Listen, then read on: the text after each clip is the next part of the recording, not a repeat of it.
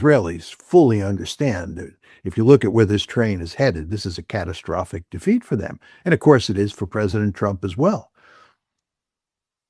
Well, in the future as well, if Israel or any of the Western states would want to attack Yemen or attack Lebanon or genocide the Palestinians again, then Iran could just shut down or increase the toll. They have some different steps up the escalation ladder on the Hormuz. They can, block some ships. I don't know. This gives a massive instrumental power to the Iranians. I mean, they seem like they will exit this conflict as maybe superpowers a bit too much, but at least adjacent to a great power. This is quite a instrument of power they have, and as you said, they didn't have this before the war. So, well, there's 2 points to be made. First of all, I think you don't want to overestimate how powerful a position Iran is in. Because of years of sanctions and because of the destruction we've wrought on Iran since February 28th, Iran, in a very important way, has been devastated.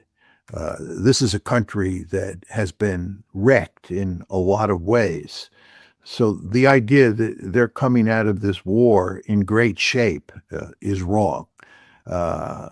They're going to have to spend many billions of dollars over many years to recover or to come close to recovering from all the damage that we and the Israelis have inflicted on them. There's no question, however, that given the fact that they control the Strait of Hormuz, they have a huge amount of leverage. And I take it a step further, Glenn. You want to remember that the Houthis are their allies. They're one of the three groups that the Iranians remain very close to: the Houthis, Hezbollah, and Hamas. And the Houthis can shut down the strait that leads out of the Red Sea, as they have done in the past. So the Iranians, working with the Houthis, have the ability to shut down traffic coming out of the Red Sea, out of the Strait of Bab el-Mandab, and they have the capability to shut down the traffic coming out of the Persian Gulf through the Strait of Hormuz. So they do have enormous leverage. There's just no question about that. And this is going to present huge problems for the Israelis moving forward and for the Americans moving forward. And by the way, Glenn, just to take this a step further, if you look at the maximalist demands of the Iranians, one of them is that all American military forces leave the region. I find it hard to believe that that will happen. But I would note that we have 13 bases. Or let me put it differently. We had 13 bases in the region on February 28th. And the New York Times reports that of those 13 bases, all of them have either been destroyed or badly damaged. You just want to think about that. Our presence in the Gulf has been seriously undermined by this war. The 13 bases that we depended on are basically gone or almost gone. And then you have to ask yourself the question, are the Gulf states that hosted us on these bases going to want the United States to come back and rebuild those bases? And as I said, there's also the question of whether we're going to want to do that, right? And then there is the point that the Iranians want us out of the region. So what our military presence in the region looks like when all the dust settles is hard to say, but we are going to be we're not going to be we're going to be less influential, have less power in the Gulf, less power projection capability in the Gulf when all is said and done than we had before February 28th. It's quite extraordinary that how horrible this war was. And but again, it was a defeat, but I'm not sure what else Trump could have done than to accept defeat, because there was obviously a growing desperation. I was just wondering where you think most of the pressure came from. Was it that they were running out of missiles, interceptor missiles? In other words, the military? Was it the massive economic pressure, especially the growing oil prices?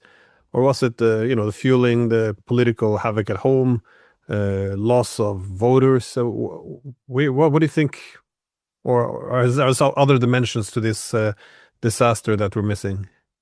Well, I think the secondary factor is that militarily we couldn't figure out how to win the war in any meaningful way. Just the, ground invasion didn't make sense. We couldn't use the Navy to do much of anything. Uh, we just didn't have many options, and I think that was becoming manifestly clear.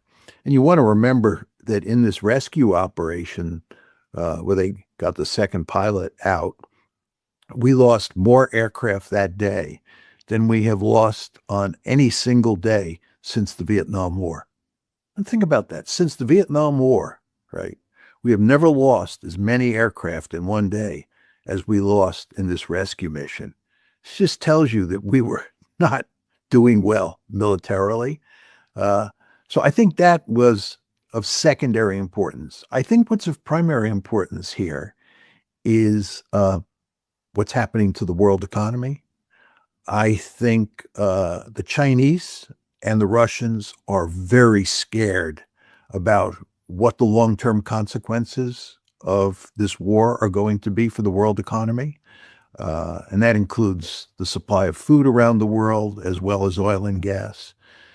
And I believe the Chinese put pressure on the Iranians and talked at great length to the Pakistanis about getting Iran to come to the negotiating table and to work out a ceasefire and then get talking about settling this war. I think the Chinese understand full well that this will have disastrous consequences for everyone.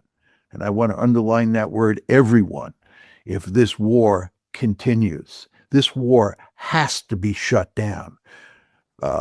If you look at what's happening in East Asia, and this includes countries like South Korea, the Philippines, Indonesia, India, and the potential for really grave damage in China and countries like Russia, over the long term, everybody understands, and I believe the Trump administration understands, that we have to shut this one down. So I think you see Trump trying to do that. It's Trump who's actually been pushing hard for some sort of exit option, some way of settling this war. There's no question that Trump is deeply interested in doing that. But the Iranians, as I've long argued, have a vested interest in stringing this out. The Iranians don't want to settle this war quickly, because the longer the war goes on and the more damage that's done to the international economy and the deeper the panic that Trump is in, the more leverage the Iranians have. So it's no problem, I think, from the Iranian point of view, if this ceasefire doesn't work out, because as it goes on, the conflict, that is, their leverage increases. But nevertheless, I believe what happened here is that the Chinese, working with the Pakistanis and directly with the Iranians, put great pressure on Iran. They might have even brought the Russians in to put pressure on Iran to go to the negotiating table, because this one has to be shut down. So I think as you look at the situation today, you go back to those two tweets of President Trump on Monday, this is April 6th, and you ramp forward up to the present, and then you project out into the future. I think it's the global economy that really is driving the train here. Yes, probably true. I think even now that, well, even if the war comes to an end now, the amount of damage that has already been done is quite tremendous, especially for the Europeans and the Asians. Well, you can maybe put Africa in that same category. But we've seen some reports of more U.S. troops heading to the region. I don't know, I haven't seen the exact numbers, but Do you think this is, I mean, it seems unlikely that Trump wants to have another go at this because I'm not sure what he's going to do with the troops. As you said, boots on the ground never really made any sense at all. Or is it just for pressure to hope that the US will have a little bit more leverage in the negotiations? Because, this is just a 2 week ceasefire supposed to produce an actual peace agreement. And that peace agreement is going to be very difficult for Trump to get because at the moment, the ceasefire deal, which is a bit ambiguous, there doesn't seem to be a written paper which they can point to. It's easy for him to harmonize, his claim for victory and also the need to, I guess, capitulate.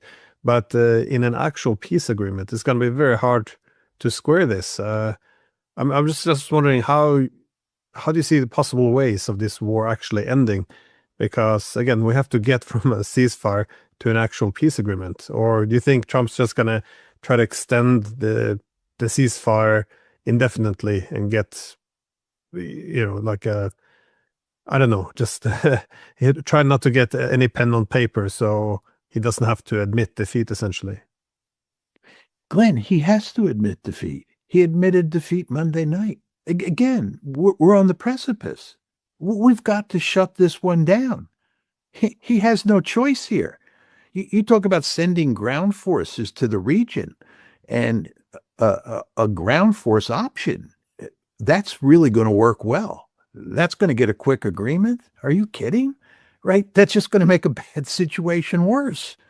There's no ground force option here. There's no naval option. There's no air option. I guess, he could use nuclear weapons and destroy Iran forever. We could do that. We have that capability. Is he going to do that? No, he's not going to do that. So he's got to shut this one down. And he's between a rock and a hard place because the Israelis won't cooperate with him. The Israelis won't even allow him to get a ceasefire. Again, the Strait of Hormuz is still effectively closed. The only ships that get through are the ones that the Iranians let through. So he can declare victory and talk about, the fact that we've gotten everything we wanted and our goals have been achieved and so forth and so on. But nobody's going to believe that. We lost. The Israelis lost. The problem is that there are just so many alternative media outlets where this is all made clear, your show being one of them, that they can't put lipstick on a pig and get away with it. Pete Hegseth can say we won. Donald Trump can say we won. But who believes that? Hardly anybody. You see this in the Israeli case. They'll be talking about all the wonderful things they've done because the government has a vested interest in saying that. But all sorts of people are going to point out that this is a ludicrous argument. They didn't win. They lost. So what I would say to President Trump, and I don't think he needs me to tell him this because I'm sure his advisors are telling him this thing has to be shut down immediately. I am sure that this is exactly what Vance is telling him. I'd bet a lot of money on that this has to be shut down. And they're sending Vance to head this team of negotiators because they know Vance, is capable of reaching some sort of agreement. You don't want to depend on Steve Witkoff and Jared Kushner. I mean, these are basically Israeli assets, not to mention the fact they're incompetent. They have a demonstrated record of incompetence now. So you want someone like Vance in charge, and hopefully he can shut this down. But it'll be tough.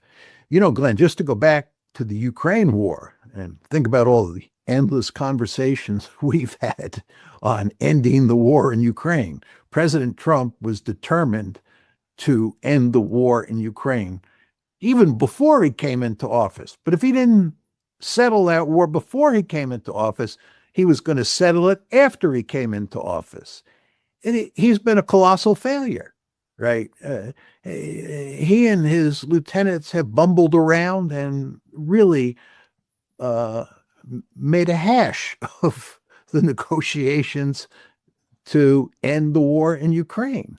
It's the gang that can't shoot straight, right? Well, here we are now trying to shut down another war. And it's the Trump administration again. And the question you have to ask yourself is, can they do it? Uh, if the cast of characters involve just President Trump, Steve Witkoff, and Jared Kushner, I'd say we're in deep trouble.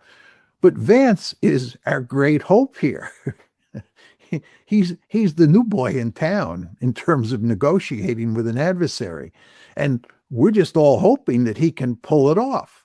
I'm sure the Chinese and the Russians, not to mention the Indians, the South Koreans, the Japanese, the Indonesians, people all over Africa, people all over the world are pulling for Vance to work out a ceasefire, then to sit down and negotiate some sort of settlement so that we can get the strait opened and we can get the fertilizer. Well, we have to get that fertilizer flowing, and we can get the oil and gas flowing as well. We're not going to immediately go back to the status quo ante in terms of how much of those goods come out of the Gulf, but it'll be a good start. But we have to do this immediately. And I believe that President Trump understands that. It's just difficult to miss what's going on here. I'm sure that countries all around the world are calling the White House every day saying this is a colossal disaster. Something has to be done. And again, I think the Chinese and the Russians fully understand this. These are the responsible stakeholders in the system, the Chinese and the Russians, not the United States. But I think at a certain point, even the United States, even the Trump administration gets the message. This is my reading of the situation. And again, Glenn, I would say just go back and look at the two Truth Social posts that he wrote on Monday. What he said in the morning about annihilating Iranian culture, and then look at what he said in the evening. Did a 180-degree turn and said we accept Iran's 10-point plan as a basis for negotiations. This is truly remarkable, and it reflects the desperation. And by the way, just if he doesn't understand, if I'm wrong, if he and his lieutenants don't understand, just give them another week or two. They'll understand what's going on here in terms of the world economy. I think we should all probably be happy that Vance will take over some negotiations, but something good could come from this. So if he is successful, at least he should be more successful than Witkoff and Kushner, then perhaps Trump will have the wisdom to also send him to Moscow, because it seems more, well, Vance seems more genuine, not just in opposing the Iran war, but actually wanting to put an end to the Ukraine war as well. He doesn't seem to have any more appetite for throwing more lives and money into this big black hole. So again, something good could come from this, perhaps. But it is. Can I make just one quick point on what you said? You do want to remember, though, that if Vance negotiates a settlement in which we lose, and this is certainly true in the Gulf, and I believe it would be true in settling the Ukraine war, the right in the United States, the neoconservatives, which are a key element in the Republican Party, will blame him and go after him hammer and tong. So you just want to understand that politically, for Vance, he's in a very dangerous situation. There's no question that for the good of the United States, for the good of the Trump presidency, and for the good of the world, we need him to behave in smart and brave ways to end this disaster. We just need him to do that. But if he's successful, and let's hope he is, he will pay a political price here in the United States. And the question you have to ask yourself is whether that will affect how he approaches these negotiations. He is surely aware of the point that I just made. I mean, he's a very smart man. Whether you agree with his policy views or not, he's a smart man, and he has surely figured this out. But let's just hope that, he puts the good of the country and really the good of the world. It sounds funny saying that, but really we are talking about the good of the world here, above his own narrow political interests, and does work hard to get a settlement and is successful. Yeah, that's a great point. Actually, I didn't consider the, the domestic politics of the whole thing, but making the kind of humiliating peace, which has to be made, or maybe not humiliating, but well, yeah, perhaps humiliating. It's definitely going to come at a price. Yeah, yeah. But No, it's going to be a humiliating piece. I hadn't thought of the language you used, but I think you're right. And as I said to you before, I don't think you can put lipstick on a pig in this case. It's just not going to work because people like us are going to point out what's going on, and even places like the New York Times and the Wall Street Journal uh, will, in the end, have to fess up and say that this is a real defeat. And by the way, you'll see this in Israel as well. I mean, we talk about Donald Trump making a catastrophic mistake. I mean, Bibi Netanyahu, whew, a huge mistake. And as I said before, you do not want to underestimate the trouble they're having in Lebanon, right? They're not doing well. The Israelis are not doing well in Lebanon. So Israel is in, terrible shape as a result of what's happened since February 28th. well, that's a good point because I think the Israelis also bet everything on knocking out Iran here. I mean, that was supposed to be the head of the snake, and because they were already overstretched, they're not successful in Gaza, they're not successful in Lebanon, and now, of course, this none of the objectives were achieved in the war against Iran. And I saw today that the IDF it told Knesset, the Israeli parliament, that the new government in Iran was quote more extreme. So again, this goes a little bit against what we're hearing from Washington, that this is a better government, easier to work with. But I think that never made any sense. You know, you can't bomb a country to bits and then assume that relations will be better, especially if the country bombed to bits comes out on top in terms of the war. So, it, yeah, I do wonder though how the Israelis are going to deal with this because they can't really afford to back down either because they bet everything on this. I mean, if what you're saying is correct, that the U.S. presence will be diminished severely in the Middle East. Israel's position will be weakened. Iran, which was the main adversary, which was supposed to be destroyed in this war, if not regime changed, then broken up or at least chaotic, like Syria. Now it's going to come up on top. I mean, this is a horror show for the Israelis. It's hard to imagine that they will accept this. I'm not sure what else they can do, of course, short of launching a nuclear weapons at the Iranian capital. But how do you think the Israelis is going to deal? Are they going to, will this fuel domestic divisions into a civil war, or will they, seek another victory on a different front? How are they going to deal with this? Because it's just hard to see how they're going to recover. Yeah, before I try to answer that question, let me just also point out that this war has done significant damage to the U.S.-Israeli relationship. The United States is now in a catastrophic war, right? This will be long seen as the most foolish foreign policy decision the United States has ever made. The Council on Foreign Relations did a big study a few months ago where they surveyed American diplomatic historians and they asked them what was the most foolish foreign policy decision that any president in the history of the United States had ever made.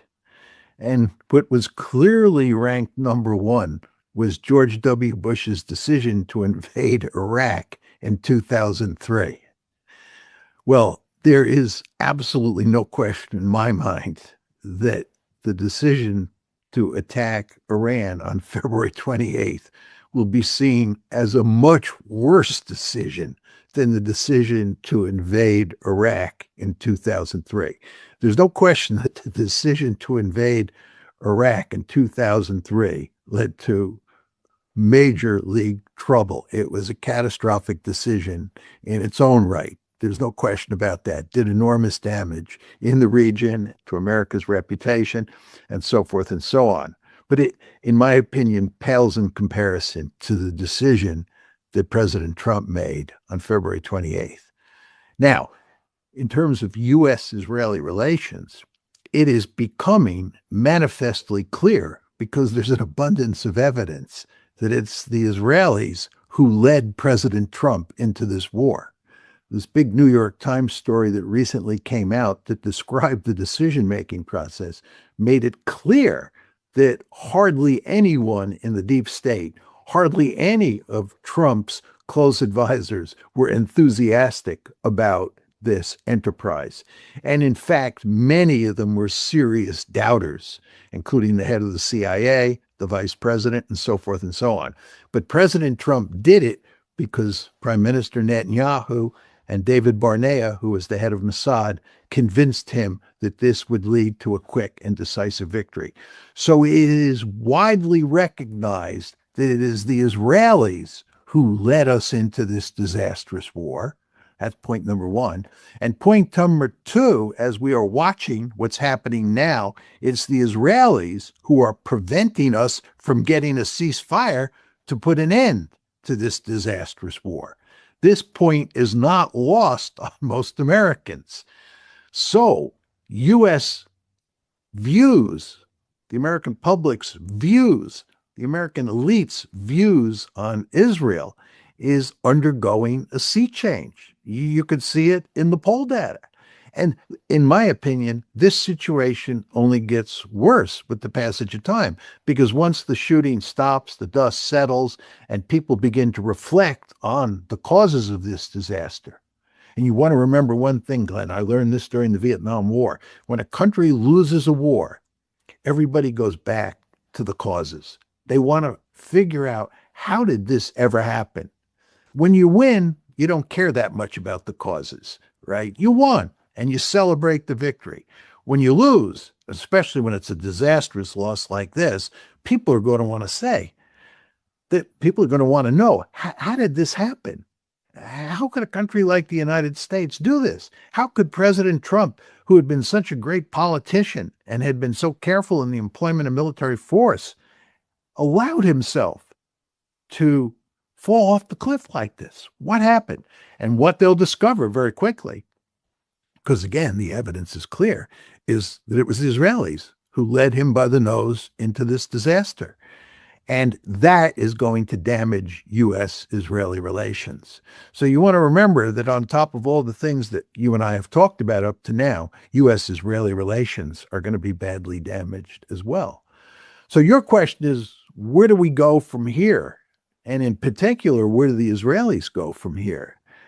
I think this is going to cause huge trouble inside Israel. I think it's going to lead to all sorts of domestic unrest. There are going to be serious political fights between Netanyahu on one side and other political leaders on the other side as to who's responsible for this and what price should be paid and so forth and so on. But I think most importantly and most disturbingly is I think the Israelis will begin to think long and hard about using nuclear weapons against Iran. I think for most Americans, we understand, and this is certainly true for Europeans as well, that Iran is not a serious threat to us. I mean, Iran is not a serious threat to the United States. They did not attack us. We attacked them. How is Iran a serious threat to the United States? You just can't make that argument. But that's not the way Israel thinks about Iran. Israel thinks that Iran is a mortal enemy. They think this is the second coming of the Third Reich. They've convinced themselves that Iran is determined to get a nuclear weapon and to use that nuclear weapon to eliminate Israel from the face of the earth. They don't believe that Iran can be deterred. And they now understand, the Israelis now understand, that they can't prevent Iran from getting a nuclear weapon with conventional means. This is what the war demonstrates. They can't do it, even with us, conventionally. The only way they can do it is with a nuclear weapon.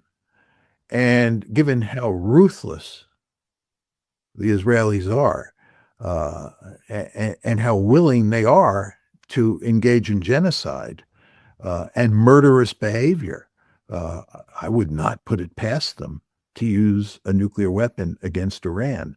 So one could argue that, yes, Israel is in deep trouble, and that the Iranian threat is not less than ever, it's greater than ever. You can make that argument easily from their perspective. But the question you then have to ask yourself is, where does that lead? And you're talking about a country that has no problem executing genocides, and that is convinced itself that it will face a genocidal state armed with nuclear weapons in Iran down the road. In that situation, you can imagine them trying to use their or using their nuclear arsenal against Iran. Yeah, well, it also seems though that for Netanyahu, the the effort of portraying Iran as dead set on acquiring nuclear weapons and also being profoundly irrational, that was also instrumental in terms of making Israel's problems into the Americans' problems, because that would be the only way one could conceive Iran as a threat to the United States. If it would acquire nuclear weapons and have no way of being deterred and being devoted to using this in an offensive manner. But it is interesting that they seem to buy into their own rhetoric, though, about the irrationality of Iran and its determination to acquire a nuclear weapon. But it also seems that this is going to be devastating for the Trump administration, I'm thinking, though, because Trump's whole bit, I think, was, what he was able to appeal to. He was looking at the U.S. relative decline, that is, its power in the world, its military, its economy, the work of position of people in society, and he essentially blamed this on weak and foolish leaders. So the weakness of Obama, the weakness of Biden, and also the foolishness of engaging in all these wars. So the solution was essentially strength. You needed a strong man. That was Trump. He was strong. That is, if he was just tough, decisive, and assertive, this is essentially the medicine that will bring America, make it great again. And also his toughness would be matched with, this intelligence, his high IQ, as he always say, because he wouldn't do this foolish forever wars. And but now, he went in. The rhetoric was all about no one else dared to do this. Trump did it, but there's a reason why no one else did it. And now, of course, he is the war president and he did something foolish. I mean, his whole persona, the core of making America great again seems to have been damaged. And even he lost his key supporters. And you probably saw him scolding Tucker Carlson and Alex Jones, Candace Owens, all of these people who had supported him when he was a peace president. So he essentially had a lot of problems already before this war, and all these problems are now much, much worse. So how do you think this is going to, the international economy, of course, is a mess.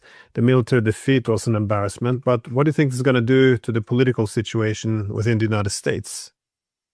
Well, I think that this is all going to destroy the Trump presidency. I mean, he may remain in office all the way to the end of his term, but he's damaged goods in a truly serious way.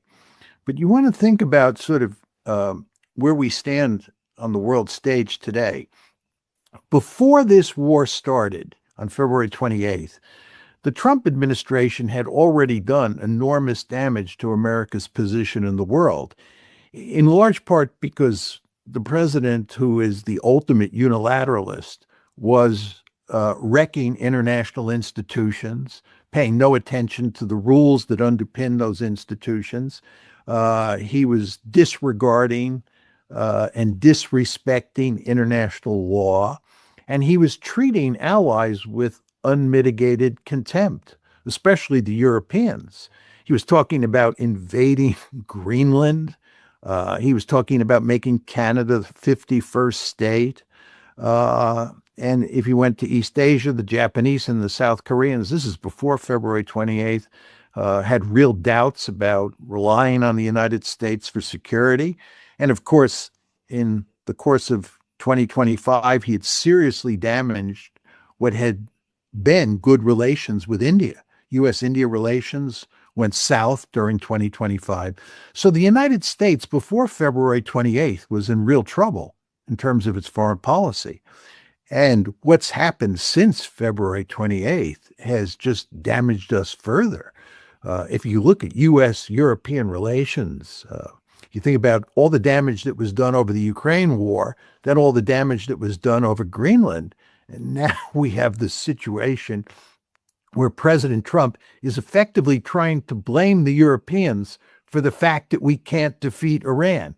He's implying that if only the Europeans had sent their military forces, especially their navies, to the Middle East, we would have been able to break through the Strait of Hormuz and we would have ended Iran's stranglehold on the world economy. But that didn't happen. We failed. But why did we fail? Not because of the United States, but because of the Europeans. So if you think about U.S.-European relations today, they're terrible. And what about other countries around the world? The Japanese and the South Koreans, the Indonesians, the Indians? I mean, the United States is a rogue elephant. Do you want to get too close to the Trump administration? No, you want to keep your distance. So I think in terms of our foreign policy, he has, done even greater damage than he did before February 28th. And I don't see how he digs himself out of this hole. In fact, I think if anything, his behavior will become more erratic with the passage of time. This is a man who thinks he's a genius. He thinks he has the Midas touch. He thinks anything he does works out well, and he always emerges victorious. He simply is not going to be able to make that argument in this case. This is not like all the previous cases that he got away with. And he's therefore seriously damaged goods as president of the United States, even if he manages to shut this one down reasonably quickly. And that remains to be seen, as we were talking about before. And in terms of his standing here in the United States, there's no way he's not going to take a huge hit politically. And you see him already, as you pointed out, going after people like Candace Owens, Tucker Carlson, Alex Jones. These are all people who have been big supporters of his in the past. And he's now in a major league war with them. And this is not going to help his standing. And furthermore, if you just look at what's happening inside the MAGA base, you look at what's happening with Christian evangelicals under the age of 50, I think he has truly profound political problems at home and on the foreign policy front as well. Yeah, I was also expecting that after a disaster such as this, instead of going through this process you described before, that is having some openness, where did we go wrong, air out the trouble, learning something from the mistakes, I would assume that he would seek to blame others. I guess the Europeans NATO would be a good fall guy, and also divert attention, maybe go for a quick victory, that is seize Cuba or Greenland, something like this. Such a shift focus as quick as possible, because you don't want to sit around thinking about all the things, or having too many debates in the country about all the things you did wrong. This can't do anything well for him. So I guess erratic behavior moving forward is a pretty reasonable prediction. But if we take a step back to the wider picture, what do you think the world will look like after this? Because you and I spoke in the past about the emergence of a multipolar world, that is simply the international distribution of power suggests the concentration of power we had in the 90s is now dispersed. Now you have many centers of power. The fact that, it looks as if this would intensify this development. Well, I think that the United States has obviously lost this war, and that will become manifestly clear to more and more people. That's for sure. I don't think it will diminish American power. I think American power is based on material capabilities. And I think losing this war will not affect how much power the United States has. In making this point, I like to point to the Vietnam War. We lost the Vietnam War. It was a catastrophic defeat. It was a decisive defeat, but it didn't affect American power. We remained as powerful as ever. But this is not to deny for 1 second that losing a war in Iran will have a profound impact on our ability to project that power around the world and to influence other states in ways that are favorable to the United States. So this really matters. So again, I just want to be clear. We will remain as powerful as ever. And we do live in a multipolar world. As you know, Glenn, my argument is we've lived in a multipolar world since 2017. And the other two great powers on the planet are China and Russia, and they're not going away. And in fact, one could argue that they're better off as a result of this war vis-a-vis the United States. But it's not that China and Russia have become more powerful relative to the United States because of the war. I don't think that's what's happened. I think that America's ability to project power and to influence other countries has been seriously damaged, and that works to China's advantage and to Russia's advantage. In other words, just to take the Russian case, the Russian economy has benefited from the United States taking sanctions off of Russia in terms of selling oil. And furthermore, the Russians have benefited from the fact that there are less weapons available for us to give the Ukrainians to fight against Russia because we're using up weapons and munitions at such a rapid pace in Ukraine. In Iran. So this all works to Russia's advantage. And in terms of China, right, what's happening in East Asia is that we're pulling forces out of East Asia. We're pivoting away from East Asia because we have to move forces that are physically located in East Asia to the Middle East. This works to China's advantage. It doesn't change the balance of power, but it changes our ability to contain China in East Asia. It creates a situation where our allies in East Asia really don't trust us very much anymore. Not only are we pivoting away from East Asia, moving military forces out of the region, but also, can you trust American judgment? Do you think that the United States is a responsible ally that will take care of you in the crunch? I think if you're a Japanese leader or a South Korean leader, the answer to that question is no. You can't depend on the United States the way you once thought that you could, or the way that you once could. So again, you see the damage that we have done to ourselves. And again, to go back to our discussion of the Gulf and where we end up, we may end up losing those 13 bases, never returning to them, and having much less ability to project power in the Gulf after February 28th than we had before February 28th. So you see, our power position around the world in terms of our ability to project power, influence other countries, has been badly damaged. And again, as we were saying, you and I have said on numerous occasions, we have done enormous damage to international institutions, international law, and our treatment of allies before February 28th. So the United States is in just so much trouble.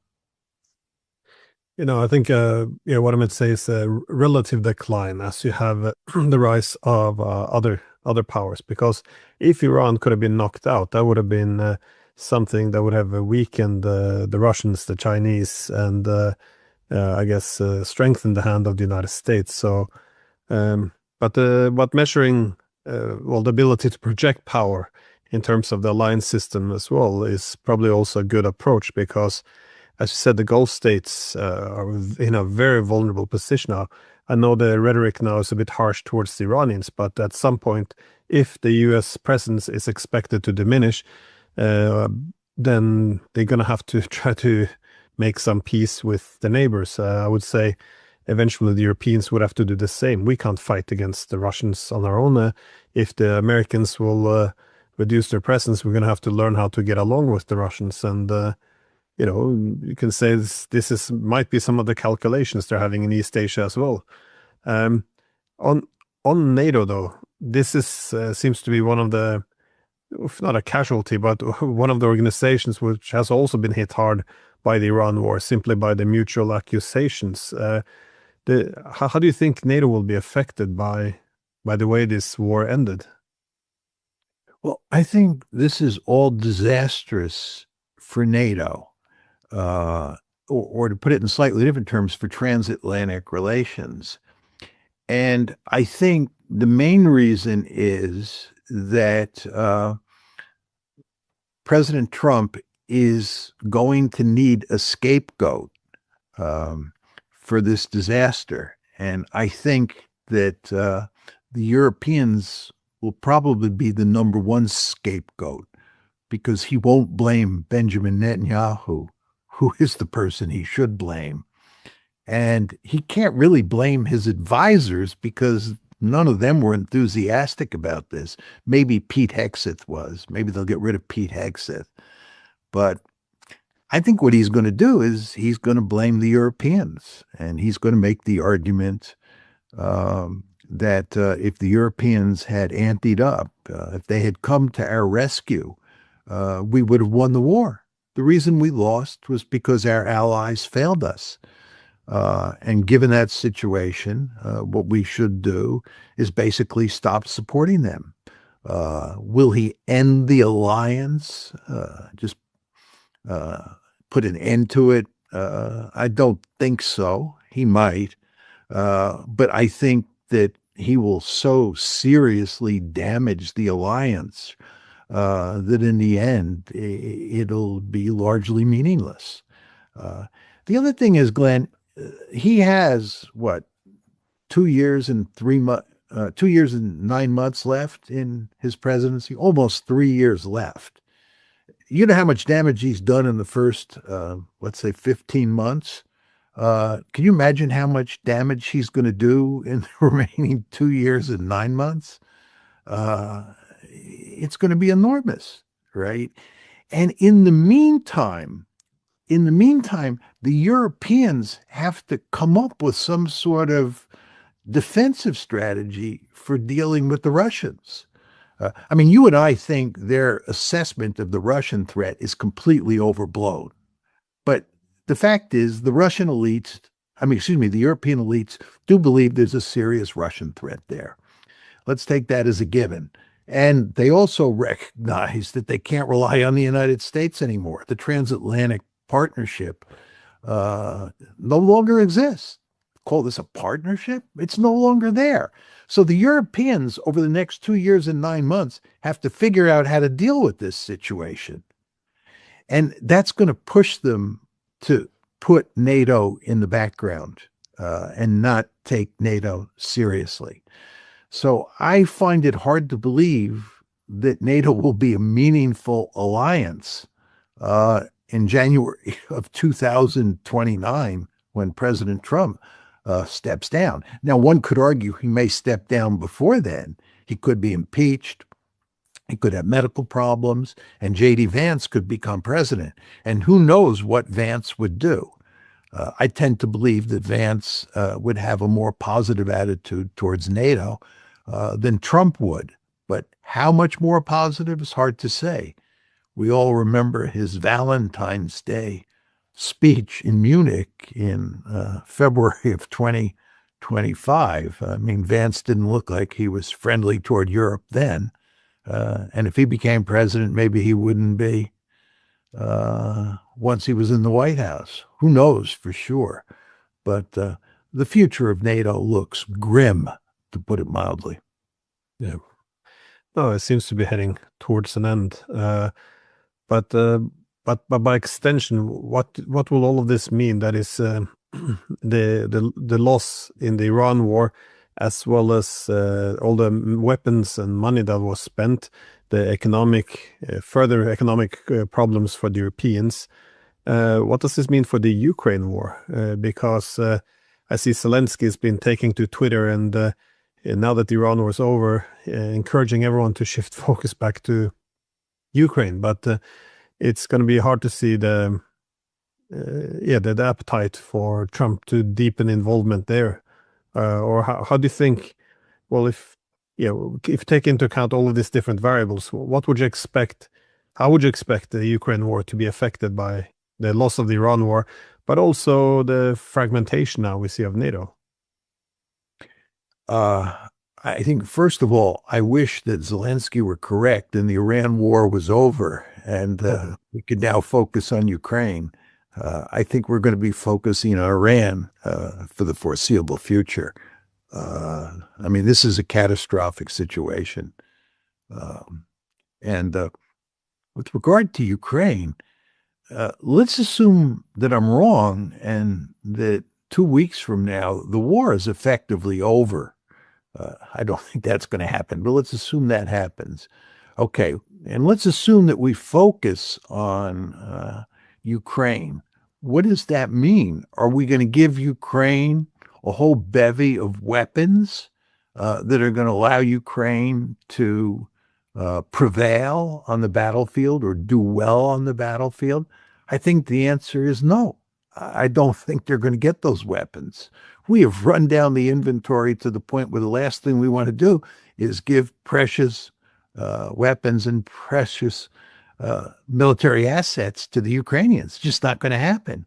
And with regard to the Russians, we need Russian oil in global oil markets.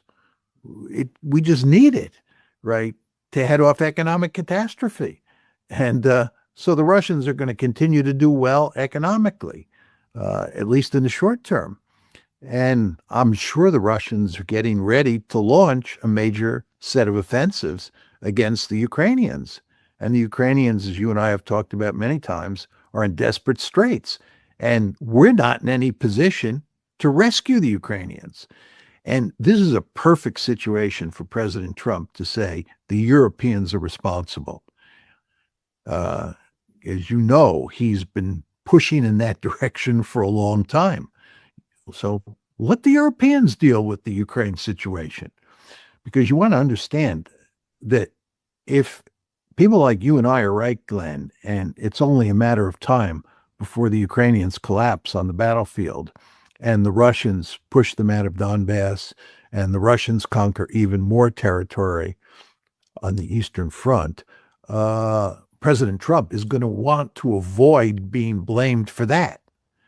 And he's going to want to blame the Europeans for Ukraine's defeat. So I'm sure he, in his head, is positioning himself to create a situation where if the Ukrainians lose to the Russians and the Russians win a victory in that war, that he can say it's the Europeans' fault. We were in the fight for a long time, and as long as we were in the fight, the Ukrainians did quite well. But we could not go on forever because we had other responsibilities around the world. And by the way, in terms of those other responsibilities in places like the Middle East, the Europeans would not help us. So we were in a position where we had to turn the responsibility for dealing with Ukraine over to the Europeans, and they failed. They are responsible for this defeat. So what he'll do moving forward is he'll blame the Europeans for what's happening in Ukraine, while at the same time not giving the Europeans the necessary weaponry to give to the Ukrainians to hold their own on the battlefield.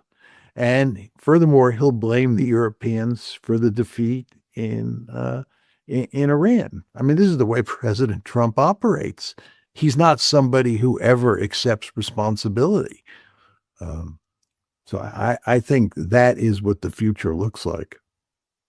Yeah, I think in one tweet he was able to squeeze in both blaming the Europeans for Iran and also say bye-bye to Greenland or something. So he seems to be, preparing both the blame game as well as a distraction, it seems. But no, there's... well, you can see what's going to happen, I think, in Ukraine. It's a bit strange the Europeans aren't preparing themselves. They're not sending more weapons, but preparing themselves in terms of picking up the phone. That would be a good first move before this whole thing begins to unravel. But I spoke recently with Colonel Lawrence Wilkerson, and he was making the point that he feels not just the United States, but Europe is growing increasingly irrational. And after that, I thought about asking you actually, because do we have a good theory in international relations about, uh, I guess, rationality in declining hegemons or collective hegemons, both the United States and Europe? Because it seems over the past years now that we're in, well, at least relative decline, as there's problems in society. The assumption we built up a society about, ideological superiority. How would we? Do you expect society and our leaders to embrace, reason fully with military defeat, such as we suffered in Iran, or economic decline, social havoc? I mean, how do you? I know in political realism we assume that the state is rational, uh, at least for the neoclassical realists, they would challenge this assumption. So how would you assess, or how do you expect the reason or rationality of states to function in the years to come? Well, as you know, I wrote this book with Sebastian Rosado called How States Think, which deals directly with the question of rationality. And in fact, the opening case that we talk about is Putin's invasion of Ukraine on February 22nd, February 24th, 2022.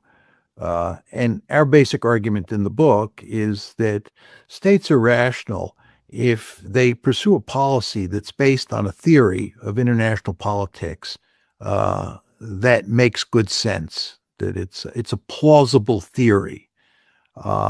And if you don't have a plausible theory underpinning your policy, then what you are doing is acting irrationally. And we also said that the decision-making process matters as well. You have to have a decision-making process that allows all the key players in the room to voice their opinions in a rational, legal way. So that was our definition. I think if you look at various cases, like Putin's invasion of Ukraine in 2022, I think that was clearly rational. He thought that NATO expansion was a threat to Russia. He thought it was an existential threat, and he launched a preventive war to make sure that Ukraine did not become part of NATO. So that was, in our opinion, a rational decision. One could argue that it was the wrong decision. One could argue it was an illegal decision.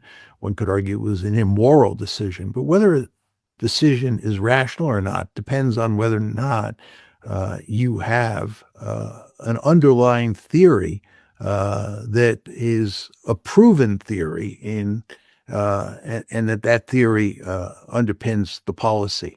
Now, let's just talk a little bit about the Europeans.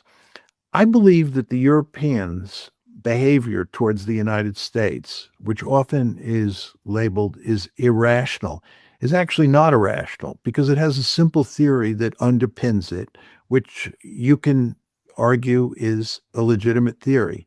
What am I saying here? The Europeans have a deep-seated interest in keeping the United States actively involved in Europe. The Europeans want the American pacifier to remain in place. Another way to put this is the Europeans want NATO to remain intact.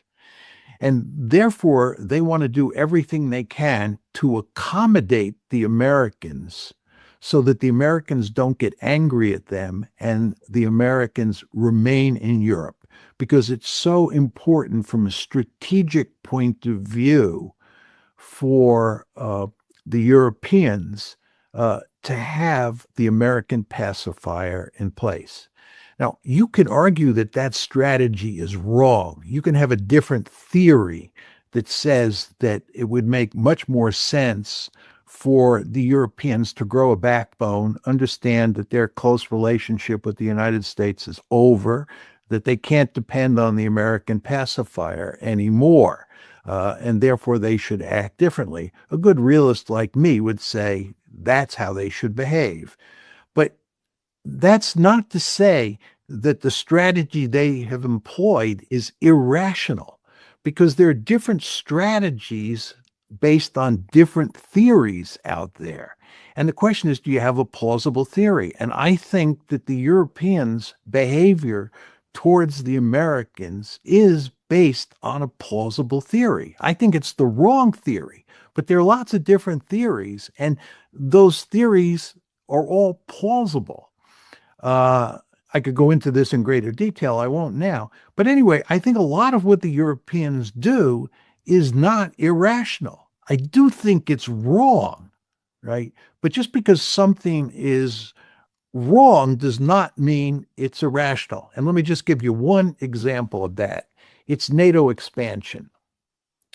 NATO expansion was opposed by almost all realists, because all realists like me have a simple theory that says if you move NATO up to Russia's border, the Russians are going to react and you're going to have conflict. You're going to have really serious trouble. Therefore, you do not want to expand NATO. And if you do expand NATO, it's going to lead to big trouble.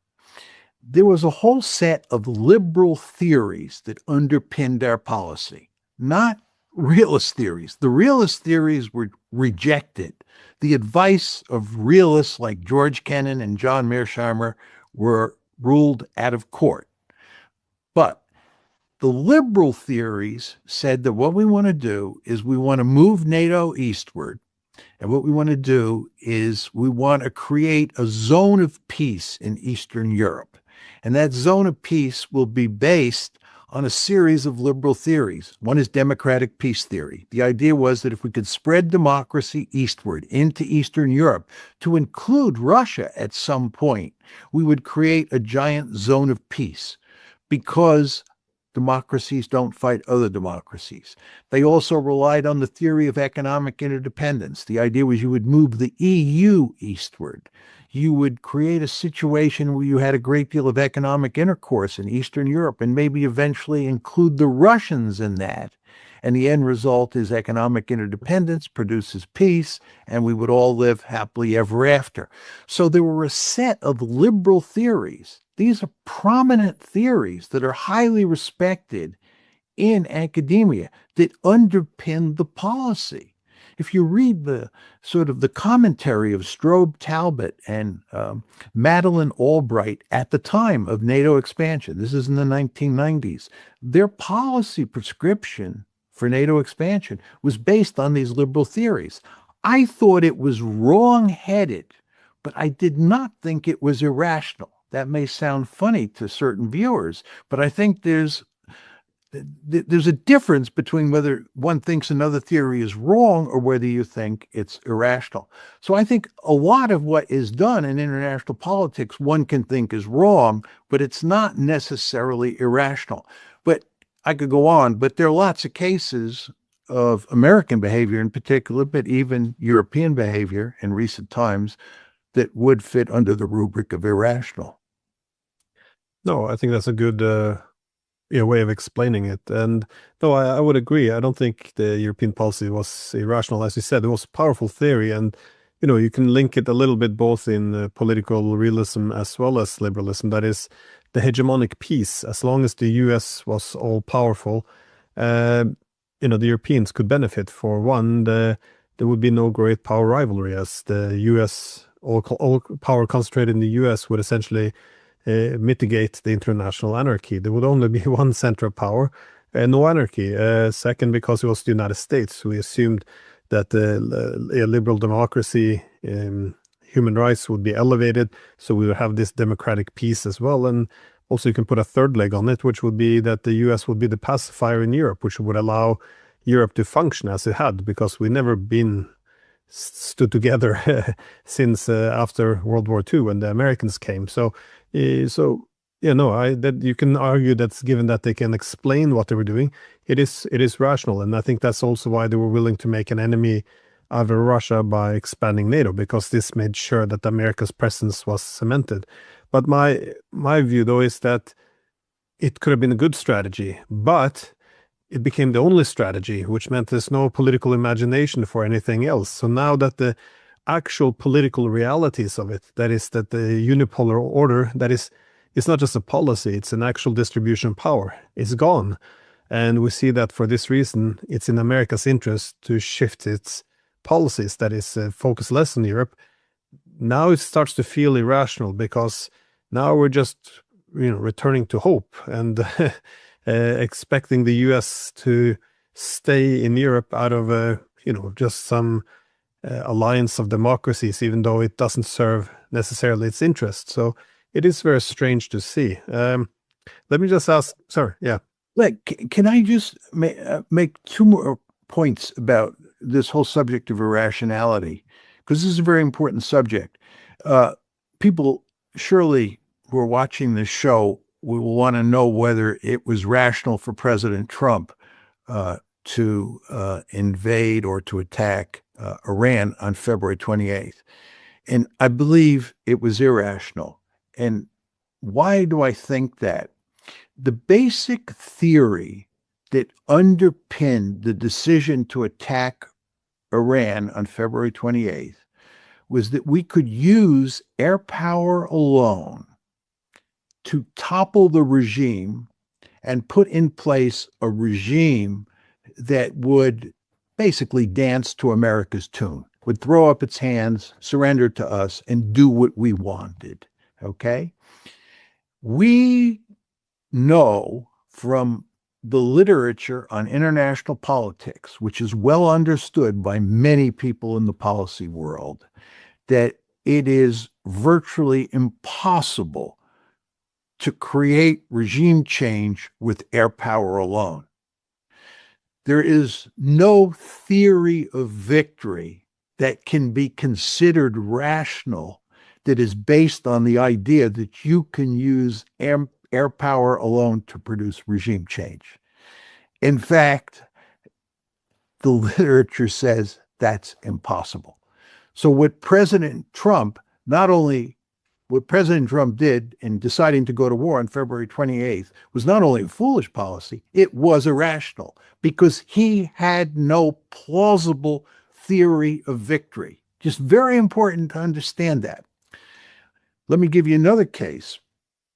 The decision that the United States made before the war started in Ukraine on February 24th, 2022, what's really remarkable in the run-up to the war is despite the fact we, the West, the United States in particular, thought that the Russians were going to invade Ukraine, we did nothing, virtually nothing to stop it.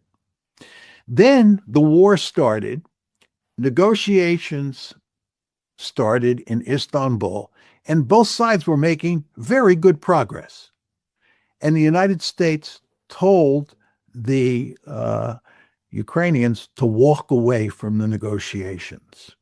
Then later, I think it was in November of that year, General Milley said that Ukraine had reached the high water mark. You remember the Ukrainian army had done quite well in two big offensives during 2022. General Milley, who was chairman of the Joint Chiefs of Staff at the time, said, Ukraine has reached the high water mark. Let's cut a deal now. He was told to close his mouth and not raise the issue again. Now, the question you want to ask yourself is, why was that the case? Why was the United States not attempting to prevent war? And then why did it tell the Ukrainians to walk away and tell General Milley to keep his mouth closed? The answer is actually quite simple. We thought that we could bring the Russians to their knees with economic sanctions. We had a theory of victory that was based in part on the Ukrainians holding the Russians off on the battlefield, number one. But number two, we believed that we could use crushing sanctions to cripple the Russian economy and literally knock the Russians out of the ranks of the great powers. That was our theory of victory. I thought at the time that it was wrong. I thought that it wouldn't work. But I think it was a plausible theory of victory. I think at the time, most people I know thought that it would work. They thought that we had so much economic leverage. They thought all of this globalization of the 1990s and the early 2000s had created a situation where the United States sat at the center of this economic web that allowed it to use its coercive leverage over countries all around the planet. The way we've done with Iran, the way we've done with Venezuela, the way we tried to do with China. And that's what we thought would work with the Russians. And I think it was a plausible theory of victory. I did not think it would work. I had a different view, a different set of theories. But the point is, it was not irrational. It was wrong, but it was not irrational. But again, to go back to Trump invading Iran, that was irrational because there was no plausible theory of victory there. My view on the Ukraine war, though, was initially I thought it made a lot of sense. That is, if you spend all these years investing all this money in training to build a massive Ukrainian army of hundreds of thousands of men, why would the US and NATO accept it to go neutral when you can use that big army to fight and weaken Russia as a strategic rival? So again, I think it's brutal, and I wouldn't advise it, but yeah, it made sense, rational. But my view is that after you mentioned November 2022, when General Milley said, well, it doesn't get better than this is when we strike a deal, it feels like at that point we were a bit swept away already by our own propaganda. That is, that the Russians were inherently weak. They could be defeated. Their economy, their gas station masquerading as a country, and at this point, it looks like all the rhetoric we had to fuel the war, suddenly we began to buy into it. And here I started to wonder, how rational is this? Because if someone came along and said, well, actually, we have to assess what the Russians actually have, then immediately, no, well, that's pro-Russian. You can, so suddenly our ability to assess the information available to make reasonable predictions, it seemed like it was all gone. And you see that today as well.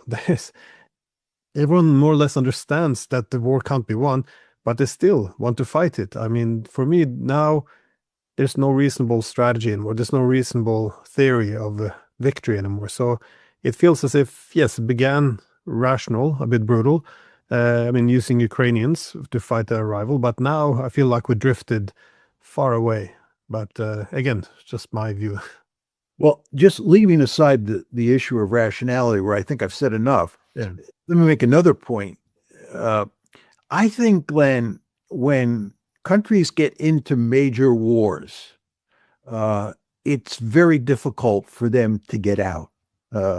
I've said over the years, and I think it's because for me, the Vietnam War was a formative experience.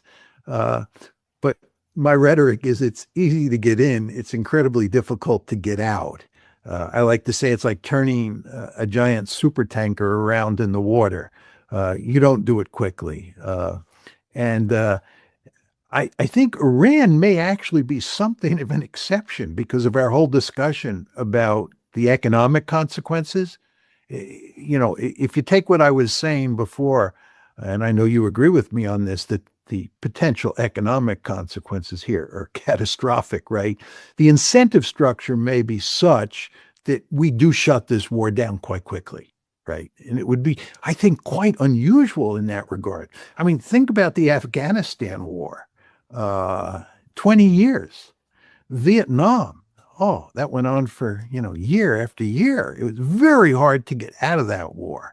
And this is what happens when a great power like the United States or major powers like the Europeans get involved in a war. It's just very difficult to walk away. It's the whole sunk costs argument.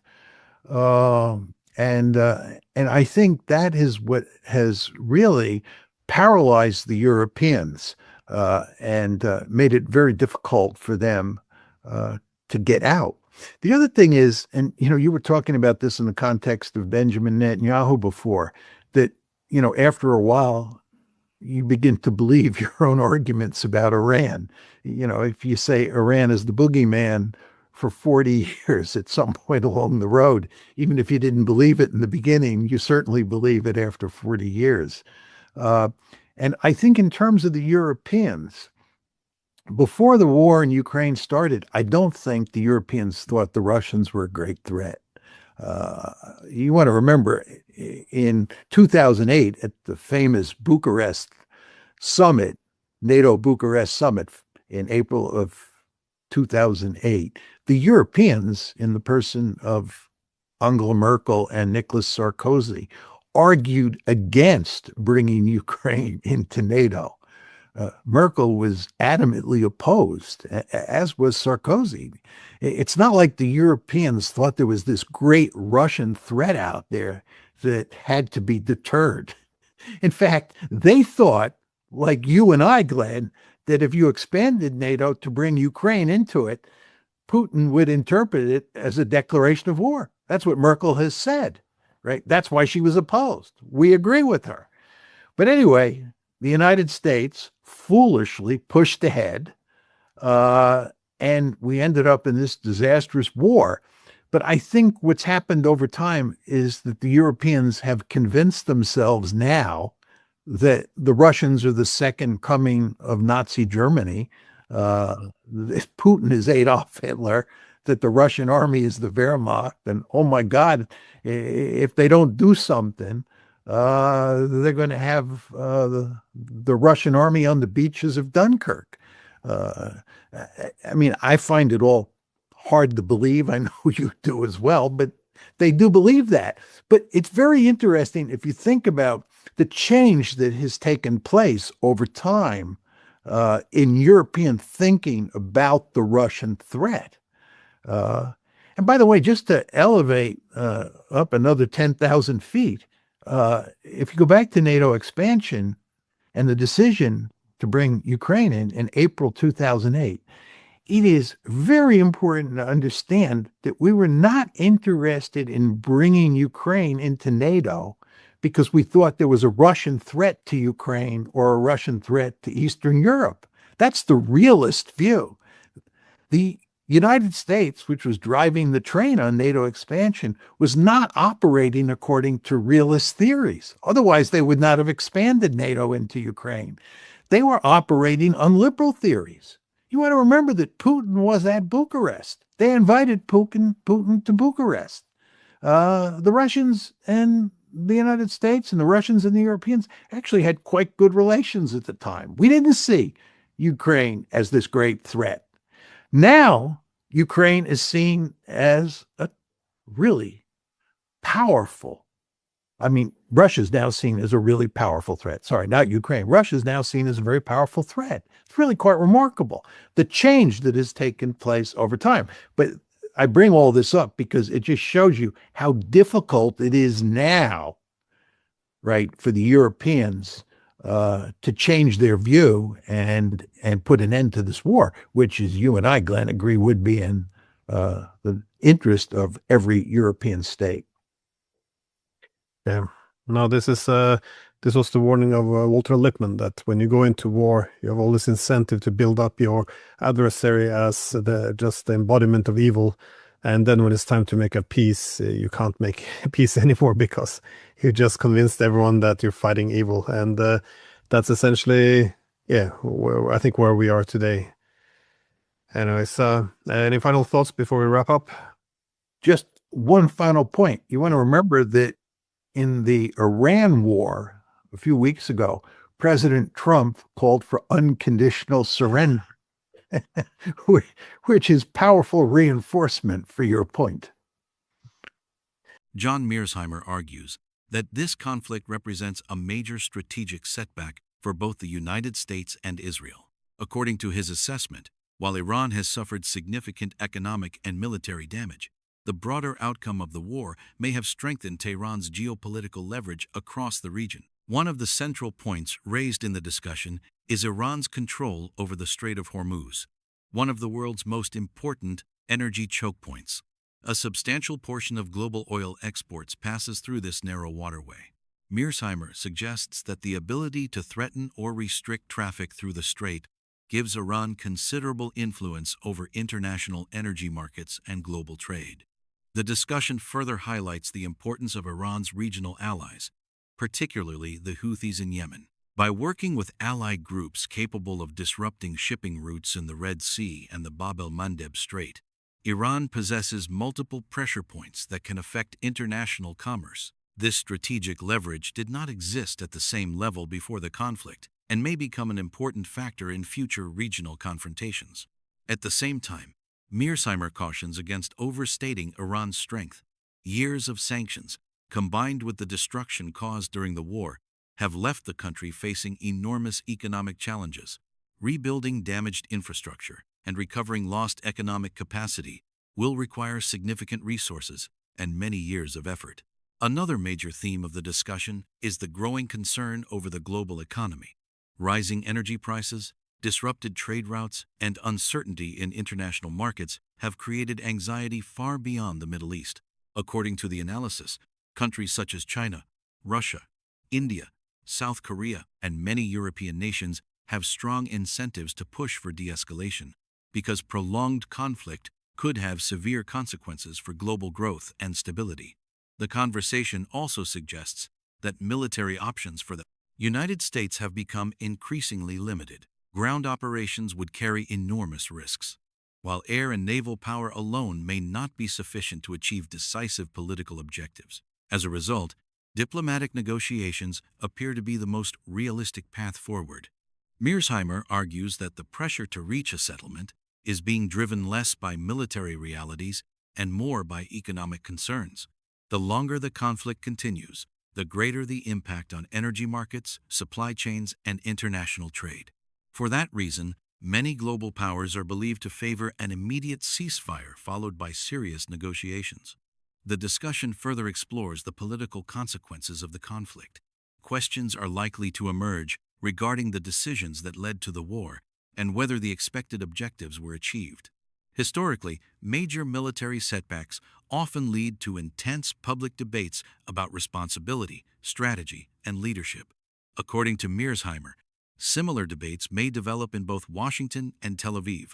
Another important argument presented is that perceptions matter in international politics. Even when governments declare success, public opinion may reach a different conclusion if the costs of a conflict appear greater than its achievements. In the modern information environment, competing narratives can spread rapidly, making it difficult for leaders to control public perceptions of victory or defeat. The future of the region now depends heavily on whether a temporary ceasefire can evolve into a lasting political settlement. While ending active hostilities is an important first step, achieving a durable peace agreement will be significantly more difficult. Deep political disagreements, security concerns, and domestic pressures on all sides continue to complicate the path toward long-term stability.